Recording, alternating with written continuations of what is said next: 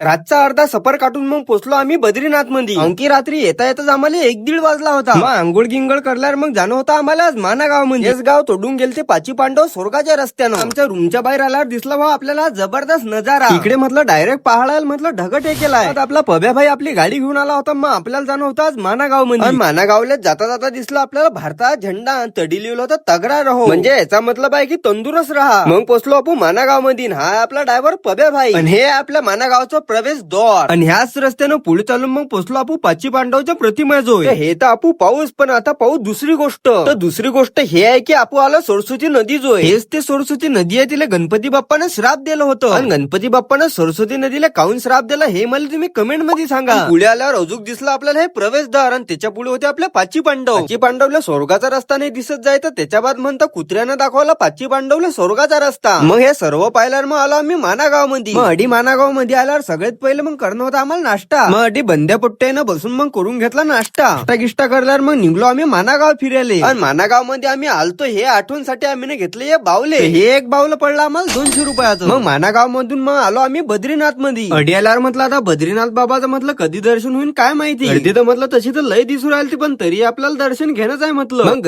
गर्दी मध्ये घुसलो व आम्ही बी दर्शन करायला. तर अडून तुम्हाला जे झुंबर दिसत असेल तरीच आपल्याला दर्शन करायला जाणार. पण याच्या पुढचा विषय असा होता की याच्या पुढे कॅमेरा चालत नव्हता. तर बाबा बद्रीनाथचं दर्शन म्हटलं आपलं 1 नंबर होऊन गेलं. आपले पोट्टे काही माही सामान घेऊन आलं तर त्याच्यात दिसलं आपल्याला जर्किंग. जर्किंग तर म्हटलं 1 नंबर दिसून राहिलं, पण लवकर काय होऊन जाईल म्हटलंय. मग जर्किंग तर काही घेतलं नाही. मग निघलो बा आपल्या दुसऱ्या ठिकाणावर जायला. पण त्याच्यामध्ये म्हणता की पुढे म्हणता रस्त्यानं पहाड घसरला. चला मित्रांनो मग भेटू पुढच्या ब्लॉक मध्ये. पुढचा ब्लॉक पाहण्यासाठी लवकर आपल्याला फॉलो घ्या करून. चला मग भेटू पुढच्या ब्लॉक मध्ये.